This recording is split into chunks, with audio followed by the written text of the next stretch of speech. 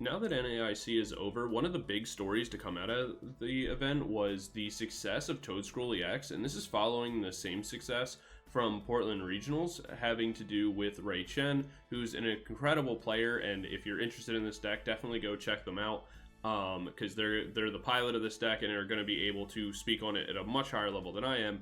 But one of the things that I did want to touch on with this deck and why I think it's in such a good position and why I want to cover it is it's actually a really good call for the meta as a whole, where the Protective Mycelium ability is really powerful in the current meta because you prevent all effects of attacks used by your opponent's Pokemon done to all of your Pokemon that have energy attached. And so this is really nice because not only do you need the energies attached to power up your Colony Rush attack, but also it makes it so they're protected from things like Dracopult, which is very important, but also the deck allows you to play the regular Toedscruel. And this is really nice because this helps your Goldango matchup, since they're not able to use things like Superior Energy Retrieval, but it also helps your Guardy matchup because of the fact that you, most Guardy players are running 3 to 4 Night Stretcher. And if you have the Slime Mold Colony, they are unable to use that, so that's really big in kind of preventing them from looping their Screamtails and things like that. One of the other things that's really nice as well is that because you're the grass typing, you hit your opponent for weakness if they're playing Grimmsnarl, which is really nice. So this deck has a really good position in the meta right now as a whole, and functions really well, so that's another reason why I wanted to cover it. I've kind of shown this deck off a couple different times over the course of its kind of career, but I think that right now this deck is in one of the best positions it's been in a very long time, and it's kind of a slept on deck. I hope that more people start to play it thanks to Ray Chen's success, and so shout out to them again. They're an incredible player. But yeah, we'll jump into the gameplay in a second. I just want to give a special shout out to the channel members. Thank you guys so much for that additional level of support. It really does go a long way. It means a lot, so thank you so much for that. For everybody else, don't forget to like, comment, subscribe. We're almost at 3,000 subs on the channel, so that's super cool and very appreciated. So thank you guys for that. And then lastly, for announcements, I will be doing an episode of Office Hours with Dr. Red. We're working out the date for that soon. What that series is that we review your submitted deck lists and kind of go over them if your deck list is submitted, and kind of go over deck building tips and things like that. So if you want one of your decks featured in the video, be sure to leave it down in the comment section below and with the hashtag office hours, so that way I'm able to find it and we can kind of review it and stuff like that and make it easier to find your submission. But yeah, that's just about it for all of the announcements. I will see you guys in game 1 in a moment. Peace. Alright, we're into game number 1. Our opponent won the coin flip, so we are going to be going first, which is a little unfortunate. This deck definitely prefers to be able to go second, only because if we go second, we can more often than not... Ooh, we're up against Hydrapple. That's interesting.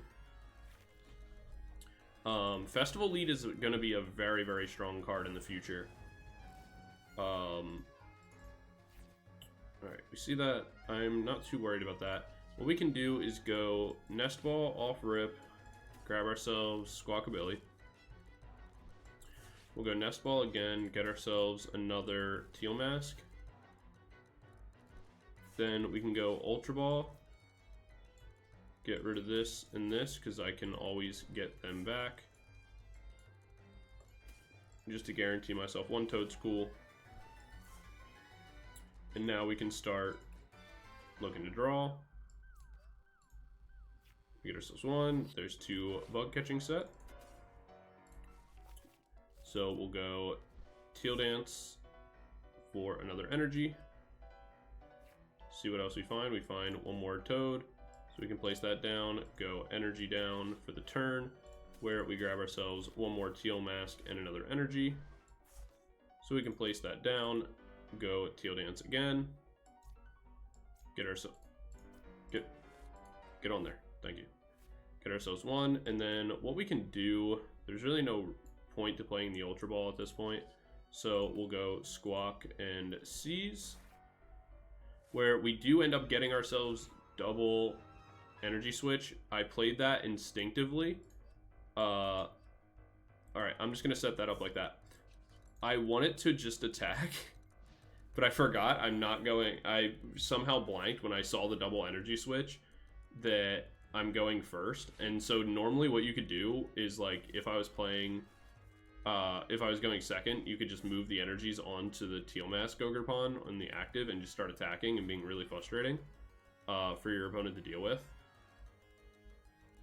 So would have held on to the energy switch, but in this case, could not. We will be able to get an attack off, though, on this Ogerpon. There's a research as well. So let's go Teal Dance. Get ourselves one. There's another energy switch. We'll Teal Dance again. There's our Stadium, which we are more than happy with. We can actually play the Fez down for now. We'll go Nest Ball, just so that way we don't waste it. Grab ourselves one more Ogerpon. And then from here, we'll go for this. Move that over, so that way we are able to start attacking. We don't really need the other energy switch right now, if we're honest, but we will use it just to bring that here, so that way we have another Toedscool pretty much powered up if we are able to get into it. Unfortunately, we are not, but that's okay. We can keep buffing damage onto this, but the reality is, like, we're never gonna one-shot, because we actually, if we use the other one, that would be what, an additional 30, so that would bring us to 180. Then yeah, actually that actually we have enough right now, right? We just need the one. Yep. All right, we didn't troll that hard. We're able to use Ogerpon, knock out theirs, grab ourselves 2 prize cards.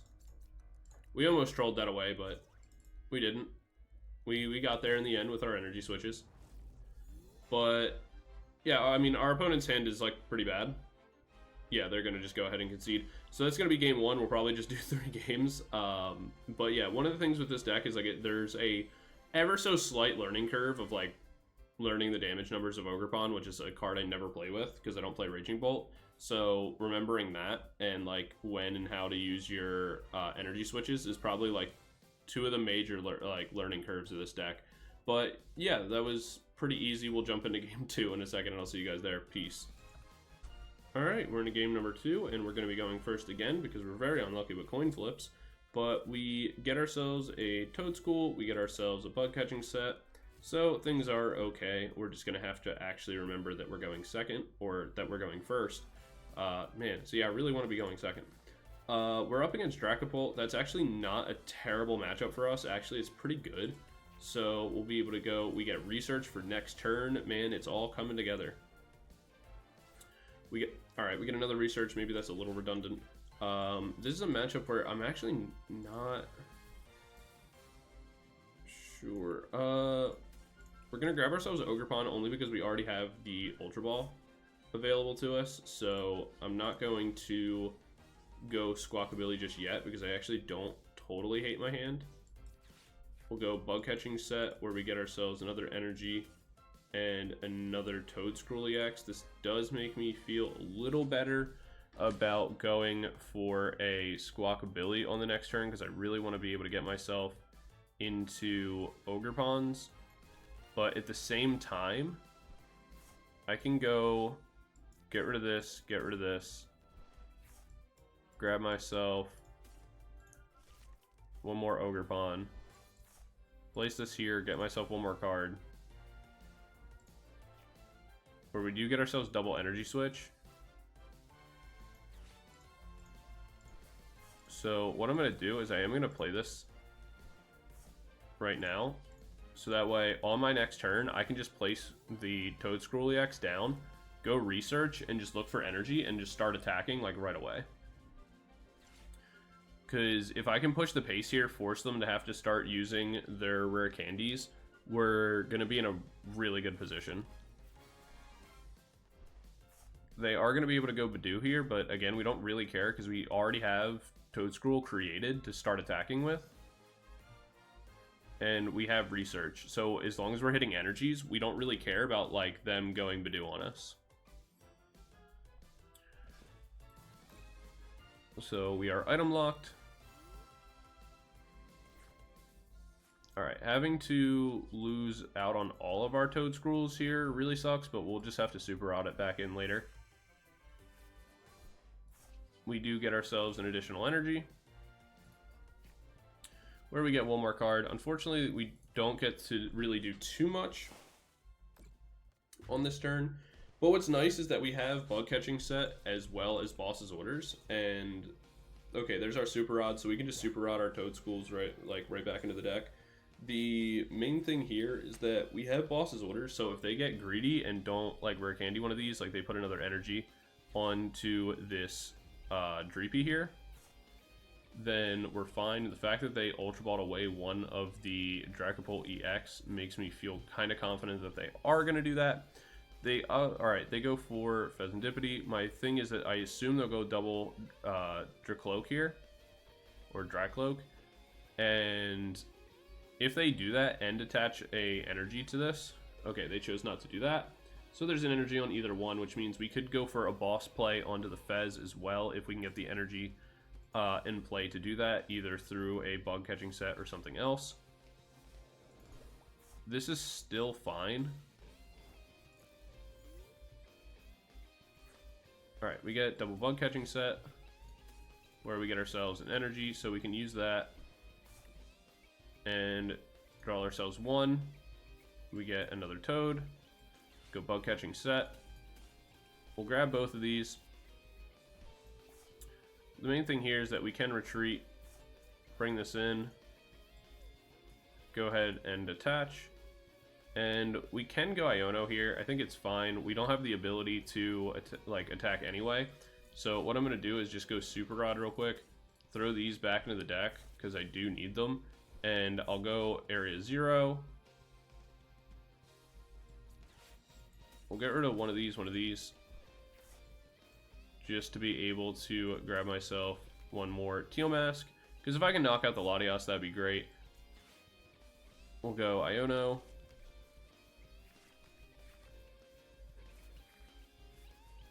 Unfortunately, not able to do so. What I can do, though, and actually, I don't really want to do that. I was going to say, what I can do is just boss up, or go like Prime Catcher or something like that, and knock out one of the Dreepies, but then that's going to activate Fez. I'd rather them not have access to that and me just be able to put damage onto the Latias, just so that way I can guarantee knock it out later. We are kind of stuck here without too much to do. I just want to be able to go Toedscruel on the next turn, cut off any form of recovery into this Dracopult EX on the bench or in the discard pile, like that Night Stretcher. We see them pick up Ursaluna. Ultra Ball. If they go Dracloak there, that's okay. That's what we were really hoping for, because this is something we can knock out right away. Research is pretty big for them there. They get another Dracloak.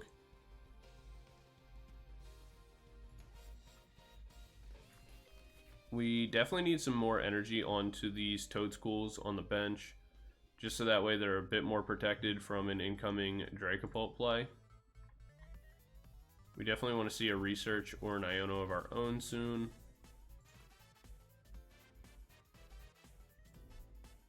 Counter Catch, that's fine. We have the Prime Catcher already available.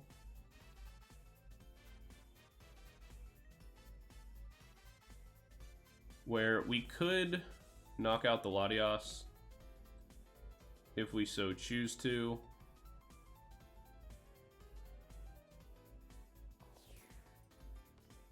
Though I do feel like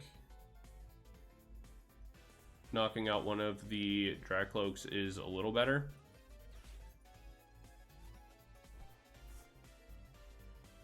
Alright, they added Dracopult to hand, which means they are guaranteed to get into it on their next turn, regardless of pretty much what we do here.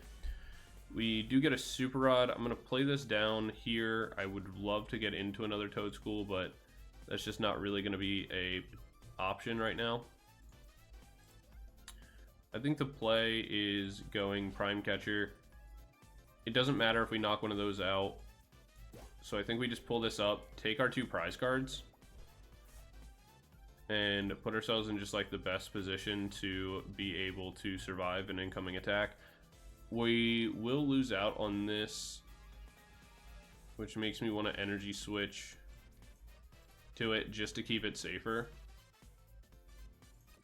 I'll attack for 160, knock this out, go down to 3 prizes left. Alright, we get a research and another area 0. Both of those are really good right now. Because what we can do is we can go Super Rod, put the Toedscool back in, as well as the Iron Leaves. Both are going to be pretty helpful. We'll be able to go Area 0 if they bonk our stadium, and then just go research after. We'll be in a position where it's possible to one-shot this. It's just going to be a little rough. We're going to need one more Teal Mask.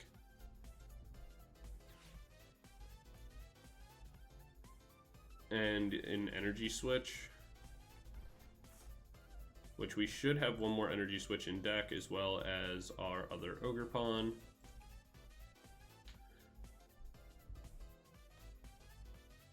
We see the flying entry, meaning our Teal Masks will be in range that if they have boss's orders, that's going to be a minor issue. Okay, there's the counter catcher, so that creates our minor issue. But it's not the worst thing ever. The Iono coming in kind of sucks, but we could get into what we're looking for regardless. Honestly, that's not the worst thing to ever happen to us. At least we have the energy. We will be able to Nest Ball for Fez, so that could also help bail us out.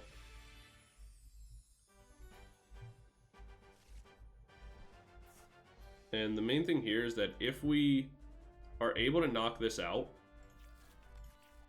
even if they bring in the Blood Moon, as long as we have one more Toedscruel set up, we'll be in a position to knock out the Fez with like a boss's orders play or something like that. So that's kind of our line here. Or like we don't even really need to knock out the Fez as long as we can take out any EX and then one of these. So our path is pretty much two attacks. So we either need 2 boss plays or knock out the Dracopult, knock out anything else.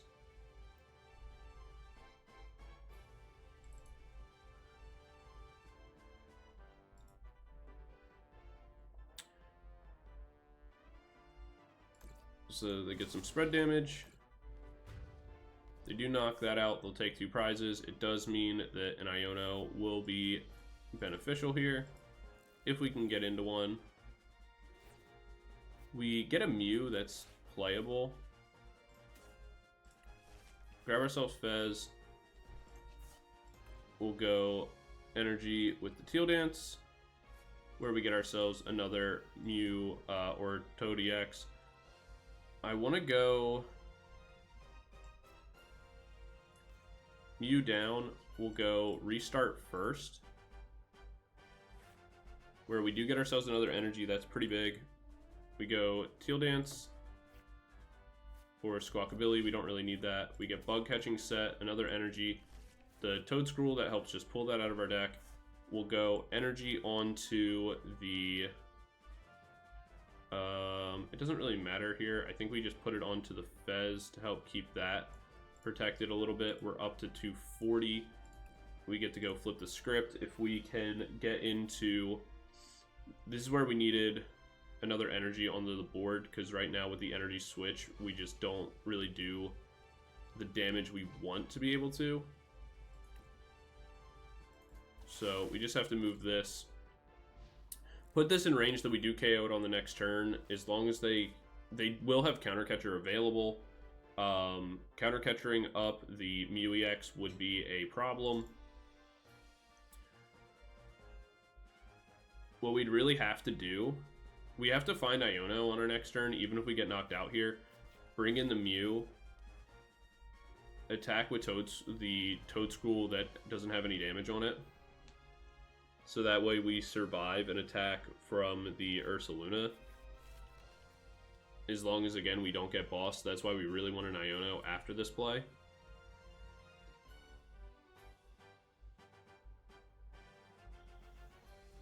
they make a new Dragapult EX.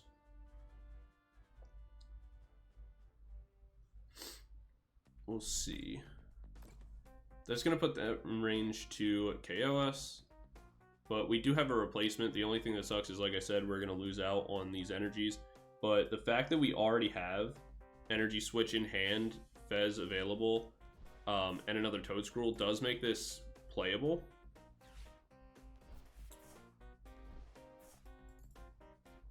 Yeah, honestly, that's like not even that bad because we're going to be able to one-shot this regardless.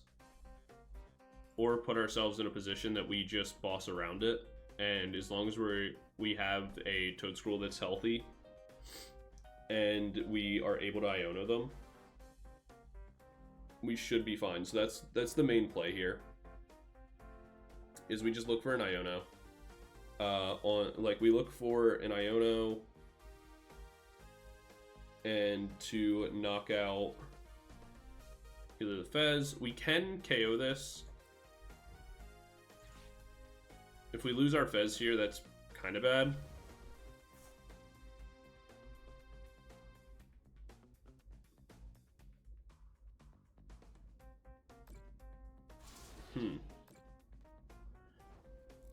Okay. Interesting. So we can... I think what the play is going to be... Let's go Teal Dance here. See what we're able to find. We retreat this out. Bring this in. Attach an energy down to protect this. Night Stretcher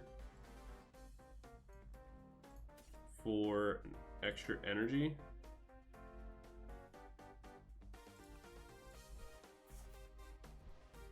So that way we can try to get into something.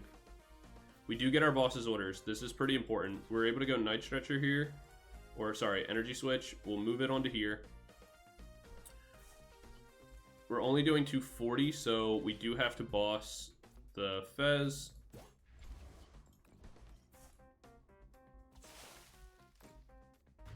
If they have...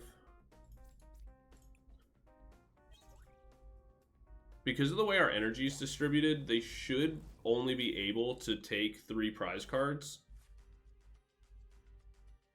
Unless they play a second Hawlucha or a second Professor Tauros. Which I don't think they do.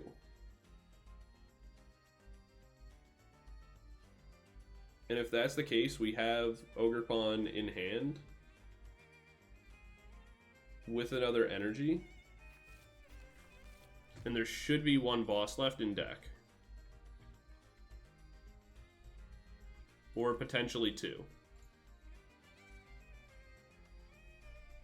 Because right now, because of the Mycelium, our Fez is protected from Fezandipiti. Or not Fezandipiti, is protected from Dragapult damage. This Toedscruel isn't, which, you know, sucks a little bit. They don't have damage to spread with the Monkey Dory. So, our Ogerpons are safe. Our Mew can take damage, but... And, like, that's fine. If it gets bossed up, then it's going to get KO'd anyway. If they boss up the Toedscruel, they can knock that out. The only thing they can really do is they can either choose to boss up the, like, any of these that already have damage, and KO them, and then also KO the Toedscruel. That'll put them down to 3 prize cards. In comes the Iono. So we go to 1. So there's no boss play, and I doubt they have the 3rd counter catcher. Or a 4th counter catcher, rather. They do play 3.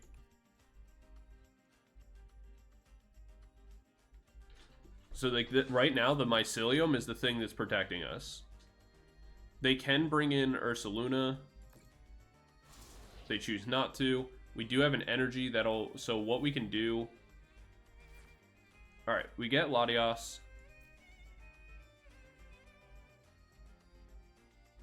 how much damage are we doing? 140. So what I'm going to do is I'm going to place this Latias down. I'm going to place this energy manually onto the Mew, because we're just looking for energy switches at this point. We'll go restart for 3, where we just get ourselves boss. Alright, this didn't even matter. We just go boss, pull this up, and go for the colony rush, taking our final prize card. And this right here is why I feel like this deck is so strong, where like we didn't even play that the best that we could. Like we made a lot of mistakes along the way, but because of the way that Phantom Dive works, them not being in like the way that the Dragapult deck as a whole works, them not being able to actually take advantage of the 6 like damage counters, being able to put them around on the bench and things like that, forcing them to have the boss because they can't one-shot the Toedscruel EX is so important. The fact that they don't have, you know, now had they had access into the Dust Noir or something like that, then, you know, maybe a potentially different story. But at the same time, then we're also getting prize cards for it, and so then it kind of creates a different race. But yeah, the protective mycelium, like being able to just stop the spread damage from Dragapult, feels so good, especially for matchups or like situations like that, where it's like, sure, they put damage on Fez and brought it down to 10, but as long as we can keep a Grass Energy on it, it doesn't really matter where it is on the bench. But yeah, that's game number 2. We'll jump into 3 in a second. I'll see you guys there. Peace. All right, game number 3, and we're still going first because we cannot win a coin flip. That's 3 failed coin flips in a row, boys. All right, we'll go Teal Mask.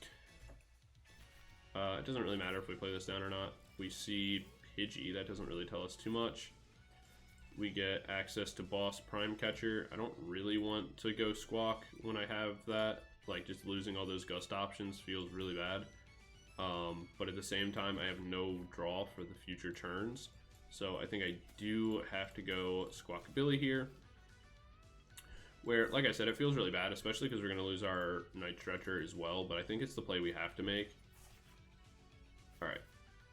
Things didn't change super dramatically, but it's not terrible. I think we just pass here. We have the ability to draw ourselves, you know, a card or 2 on the next turn. Our opponent could Iono us, I doubt it. But we can still just start attacking with Teal Mask if it comes down to it, so it's not the worst. Or we could retreat, just bring in our Toedscruel EX, start attacking. Ooh, we're up against Hydreigon.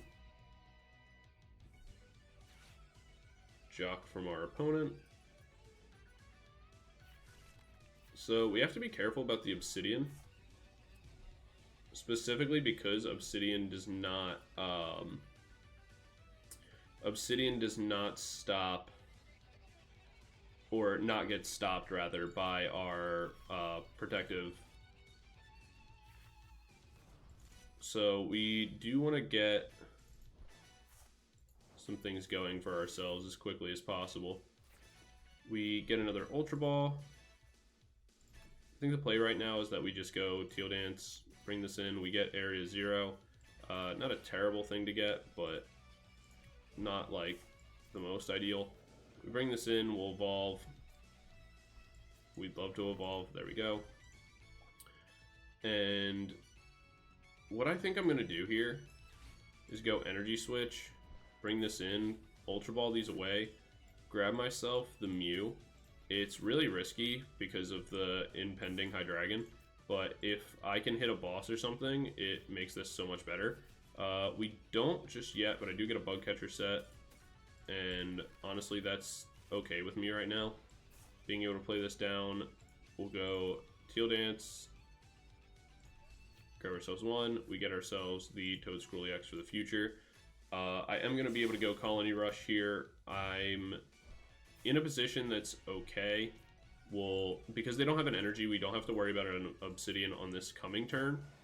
We do have to deal with the impending Budew. But because we hit for weakness, we are going to be able to one-shot the Hydreigon. Sucks that they have Pidgeot in play and also Hydreigon just like off already having it in hand. But again, it's not the worst thing in the world. They dropped the research. That's really good for them. That's a good turn. Bumping the stadium is minorly annoying.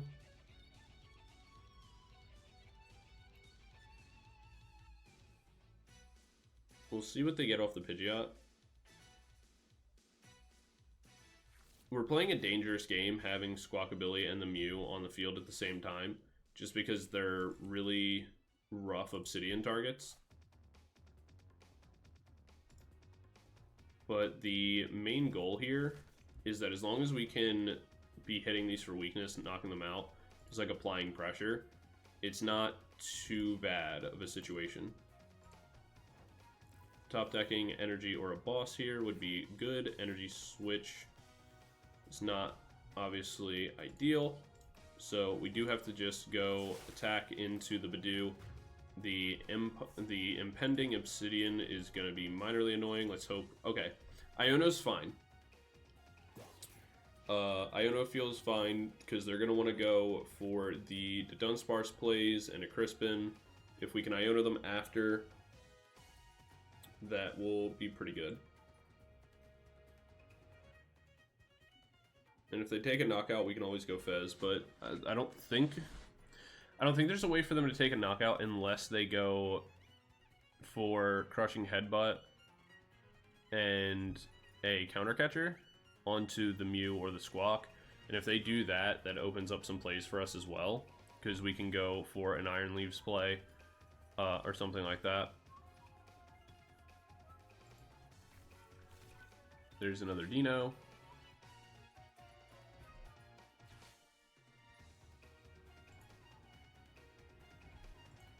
Ultra Ball for Dunsparce, I'm guessing. Yep. I'm curious what they got off the Pidgeot. Runaway draw. I assume that would they want to go, if they're going to go Crispin, they'd want to do that already. Because you don't want to draw into your energies on accident. Because it's already 2 Dark, 1 Psychic. So you need Steel. They discard the Crispin. So they, I guess they have a second Crispin in hand already. They go Rare Candy for Hydreigon. Oh, Double Turbo. Or what is that thing called again? Neo Upper. We do one-shot this in return, though. Which makes us not feel as bad. Our opponent won't have anything, though. Which makes me not want to Iono. I'm fine just putting these back in the deck.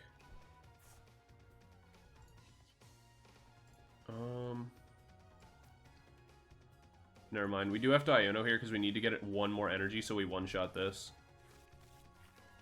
Alright, perfect. We get 1 more energy and a boss. At this point, I'm just going to attach the energy here. That way, I do 400 damage. Knock this out. Grab ourselves 2 energy. Or, sorry, 2 prize cards. Get our Area 0 back. We do get a boss's orders. The Toedscruel in the active can be KO'd. But we'll be able to go for the Toedscruel on the bench, bring that in. And then we can go Area 0 down. And at that point, we're just looking for like 1 or 2 energies again. Technically, we're only looking for 2. We need 1 for attachment, 1 on the bench. And then we just one-shot the Hydreigon if it comes back in. But actually, if it comes back in and we get KO'd, I think the play is like rather than bringing in Toedscruel, we just bring in Mew. So we'll get free retreat. I don't think there's a world where they get the Obsidian off on this turn. They would need counter gain. Yeah, I don't think it's possible. And even if they do get Obsidian off, it only KOs this and the Squawk. So they only get 4 prizes. Because they're 10 short on this Toedscruel on the bench. So I assume they're looking for a Budew play here.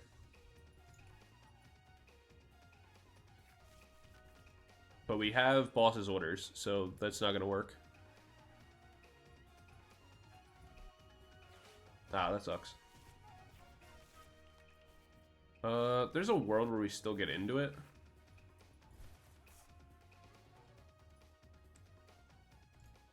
But I don't love it. Ultra Ball for a Dunsparce.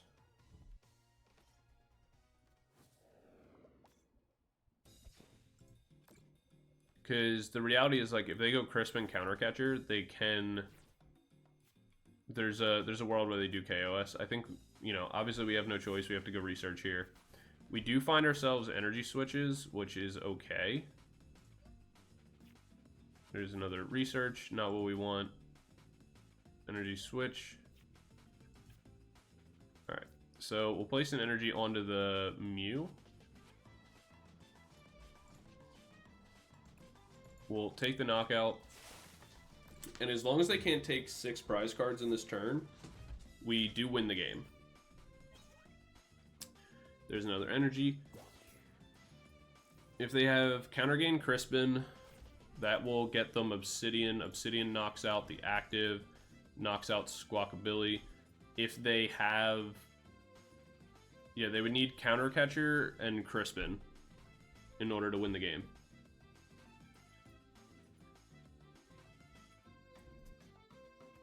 There's an energy.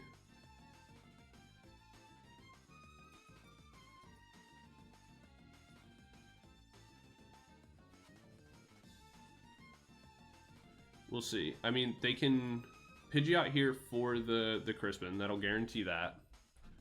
And if they do that, they're going to want to do that before they go to Dunsparce, because they only have 1 Psychic Energy. They go Iono. Why would you...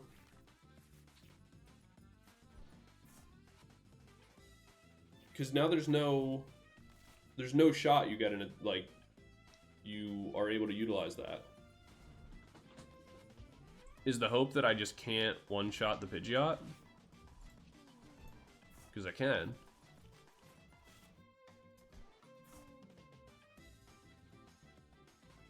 On 1 prize card, that's so risky.